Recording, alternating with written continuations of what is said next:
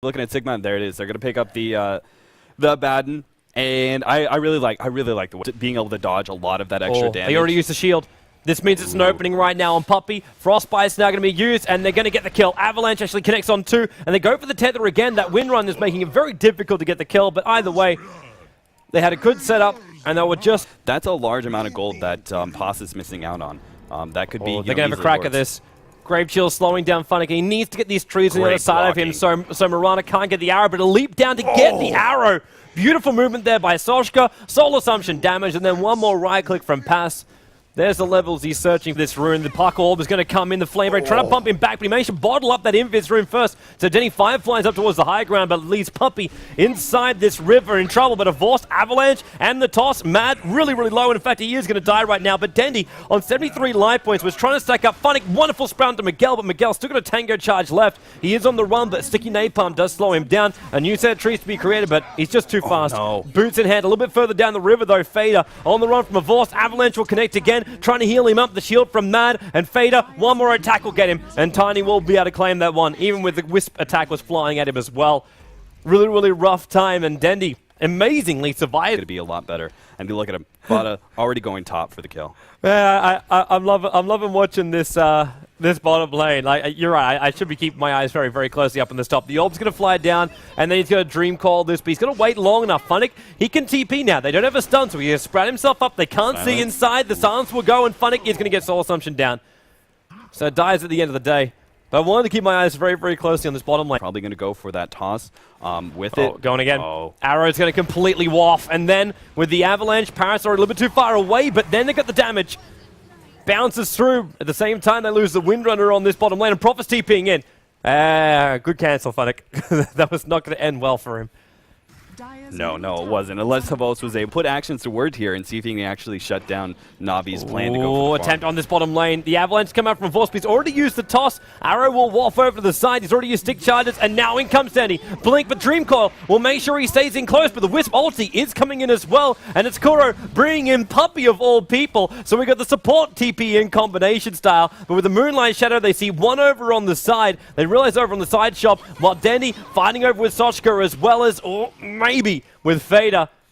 But with the Soul Assumption damage, they have to retreat back. All 5 players for Sigma now on this bottom lane. Puppey hiding behind the tower.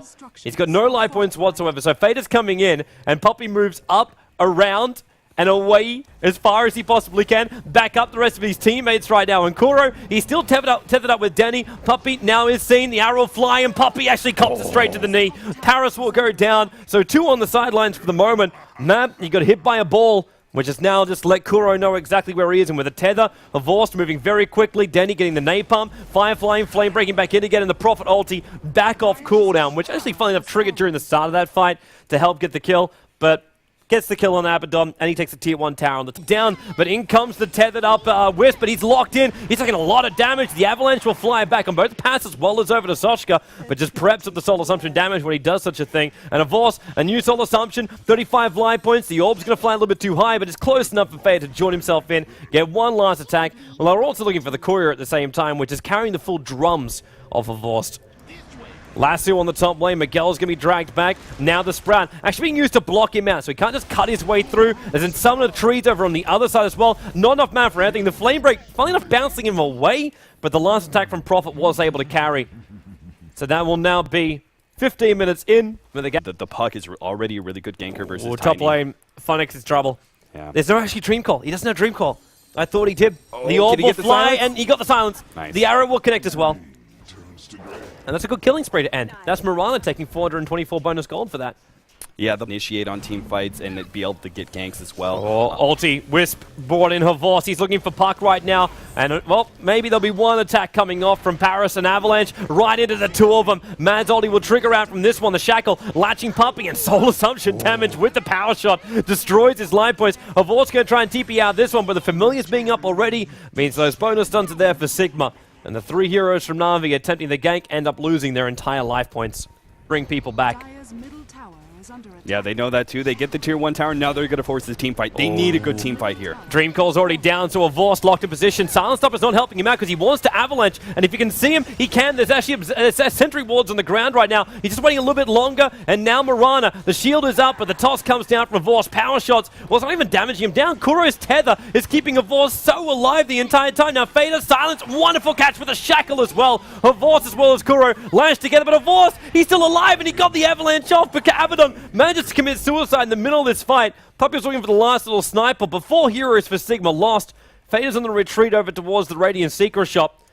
But yeah, he's waiting for the orb. He's waiting for the blink up. Puppy's got a frostbite available. Silence from Fader. Now he's going to get frostbitten up. At the same time, he jaunts himself away. Then he avoiding the familiar stomps. He has no bottle charges left. He's got Dagon off cooldown in 7 seconds time, and Fader finally chased down by Funnick, TPing himself back into the fight. And now Fader, he's already used its orb. Denny's being grave chilled up. The Sprout's going to keep Mad away from this fight, which means there's no shield. And Denny got a bottle up. He's moving back past the Black Dragon. He got killed off by a neutral. The Black Dragons do not like being disturbed, while Kuro, he has to sit there for a very, very long time, shackled towards the tree line, trying to stay tethered with the Vorst, who ends up just throwing his dead corpse back over again. And then Vorst joins him in the afterlife. Double kill comes in from Miguel, getting some really good shackles over on that wind range. But the Meg charge goes off from Kuro. So there's a lot of life points coming back, but a Vorst, he needs to turn for an avalanche right now, and he will do so. Toss as well. He can't the shackle. He lights it up the hill and over towards Puppy. We've already got himself a double kill for Soshka. Now it's going to be a triple kill for Soshka. This will be tier 1 tower in the mid and possibly even Roshan. But Prophet's giving us something to think about in the bottom lane, so they have to TP back to defend this. Yeah, that is trying to chase it down, but the familiars will drop and block him out. Wisp ulti. Wait, where are we going? We're going a little bit higher, looking towards Soshka, who's ended up triggering off his own BKB. This is the full 10-second duration as well, while Kuro, he gets out of here in 2 seconds' time, evading Soshka. The leap away at the same time as the toss came in, is able to live. Unfortunately for Crystal Man, he's already on the sideline. Arrow flew in, able to stun up there on Havos. Pass locked inside the tree line until it's cut open by the Firefly of Denny. Then another toss now coming up from Havos, looking to swing and cleave against Miguel. He needs another combination. The shackle latches on Funnick, and now they're split between their targets, but they need to kill off Havos. He's the main damage dealer, because that avalanche toss. Prophet ulti, Havos already picks himself up a double kill. Funnick still fighting this one up. 4 stops away from the silence, even though that did still happen. 1 attack, 2 attack. Nice movement by Fader. That'll pick up a double kill, leaving Denny. I was referencing. No? Eternal MV paused the game one time because he... oh, yeah, I remember that. Oh, Moonlight Shadow Gank. Yeah, Puppy's in troll. He's got mech and 4 stuff though, so even if they silence him, he can still get himself away from this, but when you're shackled towards a tree, you can't really escape from that one. And the Wisp ulti was used then too. Kuro was about to pull him out with a tether, and they saw it. They saw it, they're on top of the Wisp ball. Then someone needs to be close enough for him to tether out this one. The familiar drop down, it's almost worth guessing that timing, because now the tether's going to come down to a Voss, and that's going to go straight through Soshka, who's being tossed up and now loses the Aegis the Immortal. This is not worth it right now. Dandy, he's got the possibility for a blink into a lasso, and they've got a couple of options over on the side, both Fader as well as Mad over here on the side, but they've got to make sure they stay clear. There's your blink up.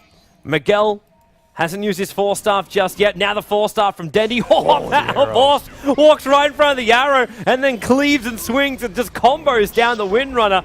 Well, again, unfortunately, Kuro finds himself on the sidelines. Hex over a Vorceman down to Courage. Should have got more than enough damage to get through that, especially with the weakened state. But up on top lane, Funnick is taking racks right now. He is just destroying everything. And this is the problem. You think you're taking a fight. You just killed off Dendy. You just killed off a Vorce. You just killed off the Wisp. Fantastic. You just lost racks. You lose in this fight. Oh, Paris missing out. Vorst throws out the avalanche. He's bucking Mad away from this one. And Kuro, well, there's already one Hex that's over on Fader. So Kuro's got time to earn himself up. He's going to have to tether back in a moment. And he knows it too. Tether straight through Soshka. So Soshka can't attack fast enough. Fader locked in a corner. Not to mention Mad's also in exactly the same position. Now you got your toss using the Necro units to do so. Puck Orb, of course, there's nothing attached to the end of that because he's dead. And now the lasso kills off Soshka, using the Dagon to ensure the kill secure. And that's 978 gold going the way of Dendy. They give him another 308, taking out Abaddon a little bit further down the lane. So, support as well as one of the cores, and the big damage dealing call for Sigma on the sidelines.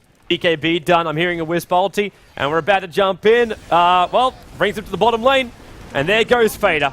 Dead instantly, and with the buyback, he's got 103 seconds on the sideline. Familiar's got themselves some good stuns, But at the same time, with that BKB up from Denny, he's putting everybody inside the fire and the flames, and then goes outside, soul assumption damage. It's not enough to kill off Funnick, but he's got so many life points, it's not funny. Mad's ulti will trigger, he gets frostbitten up, and Avos just man-fighting up against the Visage. Needs to clear down everybody he can possibly find. Familiar's included as well in that, while outside the base, Puppey, the attack up the hill is going to miss there from Sochka, so not enough damage going to kill on that one, and then the toss in from Tiny destroys the Abaddon, but finally they rip through the Tiny's life points. And Sochka's leaving back to base, but the Necro units and the trees are already doing the job. They will kill off this Millie Rax right now, and the GG call for game number 1 of this best of 5 is now going the way